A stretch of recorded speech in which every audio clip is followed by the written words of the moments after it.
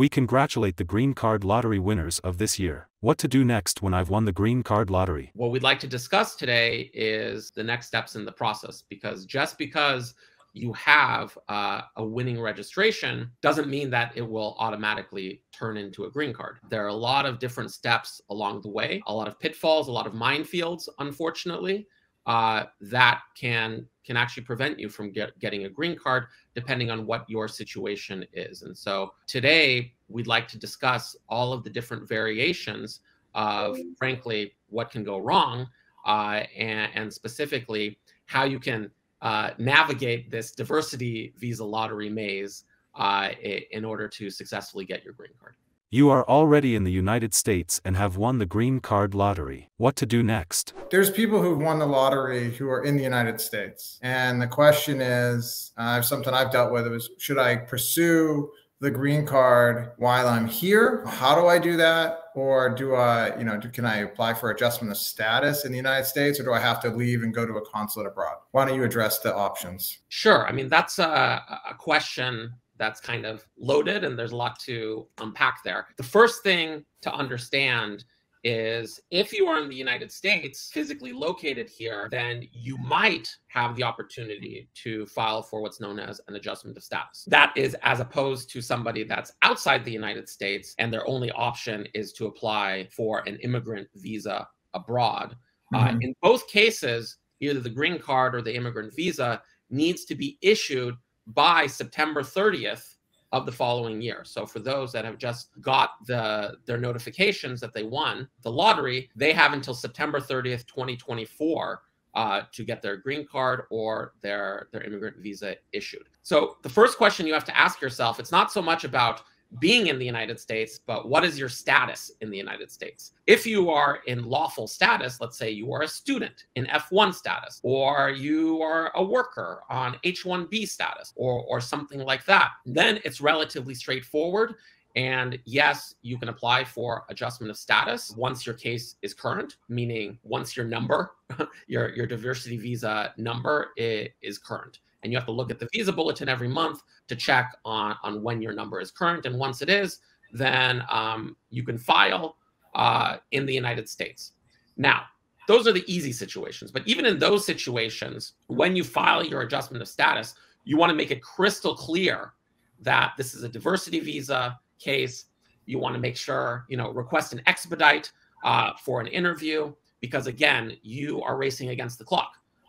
If your interview isn't scheduled or the case isn't issued by September 30th, you lose, regardless of what happens substantively. I will say USCIS is awesome about diversity visas. They have like a separate unit. They're all rooted there. You can file.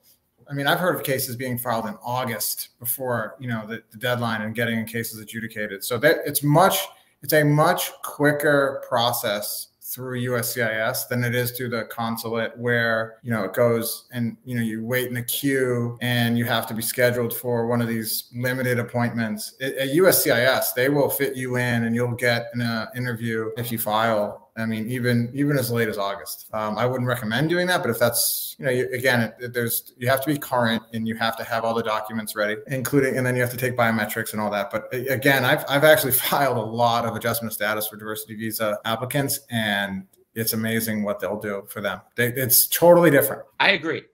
It just doesn't hurt to make it crystal clear on your documentation that you're looking for something quick. And one of the things, this is a little trick, but one of the things you can do is you can file before you're actually current, because you'll get the dates in advance for the next month. So you can file prior to the final action dates in the visa bulletin showing. So that, let's say that we're going to get June's visa bulletin.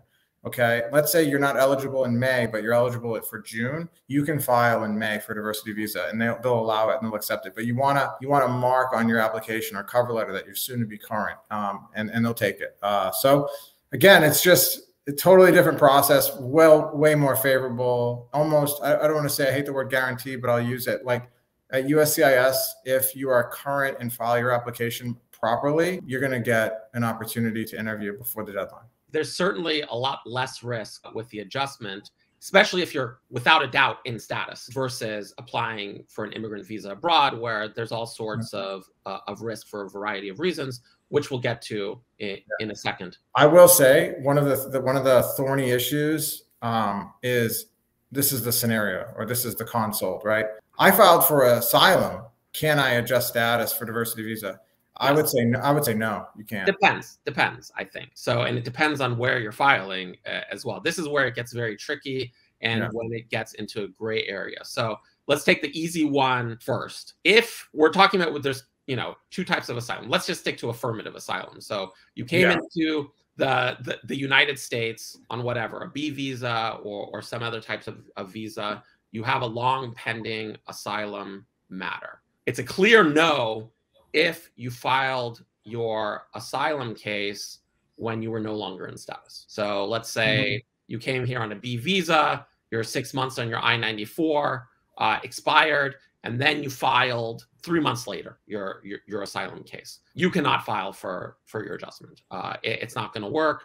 You can depart the country, preferably on advanced parole, but then you have to apply for an advanced parole. If you don't have advanced parole, you're going to abandon your asylum application. And then you can apply for an immigrant visa abroad. There's all sorts of risk there. If your visa isn't approved by September 30th, now you no longer have an asylum case, and now you're stuck outside the country. So that's something that takes a lot of careful consideration before you want to take that step. Now, the other situation, which is more of a gray area, I think, is if you timely file your asylum case before your I-94 status expired. In that situation, you might be able to file your adjustment of status and have a green card issued successfully, but it's purely in the discretion of USCIS, and it depends on where you are filing and what jurisdiction it actually is. And this is based on, I'm sure, Jesse, you know, matter of LK, the case, which basically says that USCIS, I'm just paraphrasing here, but USCIS has the discretion, even though you're no longer in status, because the general rule is that you can only file for an adjustment when you're in status. And so having a pending asylum application is not being in status. However, if the fact of you not being in status when you file is through no fault of your own, for what's known as technical reasons or delays, then it's in the discretion of USCIS to grant you the approval of the adjustment of status. However, quite often USCIS offices throughout the country, depending on what jurisdiction they're in, they will not grant in those sorts of situations. Like in Florida, they generally tend not to grant under matter of LK, whereas in California, you're more likely to have a grant under matter of LK. I mean, by and large, my recommendation is it's a really case-specific situation. If you filed for asylum while you were in some type of other non-immigrant status, and you want to adjust status based on your, lottery, on the diversity visa lottery, you definitely want to consult with an attorney, because it's just too hard to sit and paint with a broad brush whether the USCIS officer will grant discretion to kind of waive your failure to maintain status, because that's the requirement, technical requirement for an adjustment of status. You actually have to be here in valid status. And asylum, pending asylum application, is not considered status. Like, you have an EAD through asylum, but that's not status. And so technically it's more of a prayer than, you don't have an argument. Now, here's something I recommend everybody do, whether you're going to file for adjustment of status or you're going to consular process, is I want everyone to strongly consider filing a DS-260, because how the diversity visa program is run through the Kentucky Consular Center. So there's a strong presumption that everyone is going to consular process, meaning everyone's going to get their immigrant visa abroad and no one is going to be in the United States. Now, it doesn't work that way, but you want to file or upload your application. I think you can start doing it now. You want to do it as early as possible. You want to spend time on it, because I know that you'll hear about unlocking your DS-260 and whether that puts you in a different position or queue and causes a lot of stress. You want to take it seriously. You want to maybe even hire an attorney to review your information. Especially if you have things like in your immigration past, long visits to the United States, 4 or 5 months, anything that could be viewed as a red flag by a consular officer at your visa interview needs to be reviewed ahead of time. Now, if you've, never been to the United States, or you've had a tourist visa and you've taken 2 trips, both, each 2 weeks or something like that, then you're probably fine. But, at the immigrant visa abroad, the consular officer is very limited in what they can do in order to deny you a visa, which is good. But on the other hand, because they're limited, all they can do is really deny you for very serious reasons. If they find a serious reason, meaning they can dig deeper into your case, if they find that, then it could have very serious repercussions for, for your tourist visa, for any visa, even if you get denied the immigrant visa. Most common mistakes that lead to denial. One of the biggest things that make people get denied is they register for the lottery. They do it. They don't spend a lot of time doing it. They don't understand or don't remember what they put down. Maybe there was a prior divorce. Maybe you didn't mention your children, all of them. Maybe you misspelled your name. And now when you do your DS-260, you can have it, you see it, and you provide different information, you're going to be denied. I mean, there's just almost every single time, especially with marriage, children, nationality, right? If you said you were chargeable to a certain country and you get a registered and you win and you're really not chargeable to the country, it's over. If you can't satisfy the job or education requirements, don't spend the effort, even if you've won. You got to review those quickly. I will say, the Department of State does a fairly decent job of providing instructions in terms of even like the photographs that you need to submit and how they cannot be doctored and what size they need to be. Sometimes people don't even understand that these instructions exist. They do exist. They exist in actually a lot of different languages, and you should read them if you've won. It should be the first thing you do. This is a very excellent point, because that absolutely is the #1 reason for denial. The overarching umbrella term for it is essentially a faulty registration. Your registration was incorrect for a variety of reasons, like Jesse was saying. But it's really interesting that there's a lot of gray areas and a lack of guidance on what actually is an incorrect registration versus an innocent mistake or a mistake by the consular officer, for example. But if it's a clear error on your registration, and you know this, and you already have like something like a tourist visa, you should really think twice before attempting to apply for that immigrant visa, because if they deny you your immigrant visa, they're going to cancel your tourist visa as well. Highly likely, because you've demonstrated your immigrant intent. You're trying to immigrate.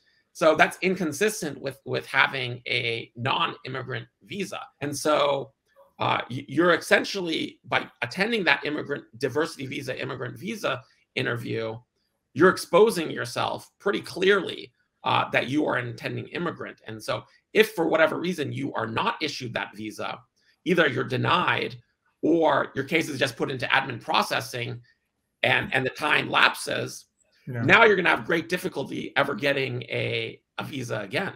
And so it's really important to have your case vetted ahead of time. It's also really important, by the way, most people don't do this, and it's probably too late now, but have a clear record of what you submitted. Take screenshots, of your registration before you submit it, because all you get actually is a confirmation page. And if you're going to be stuck arguing with the consulate at your immigrant visa interview, that they say in your records that you did this, you wrote one thing on your registration, and you say, no, you didn't do that, and you have no evidence of it, then, you're going to be in a very bad position. And I've even had situations like that where there have actually been system errors by the consulate, where the consulate believed that a person had an incorrect registration, but they actually didn't. It was actually a system error on their end, but there was no proof. It was like proving a negative, and it eventually got worked out. But in order to challenge those types of cases,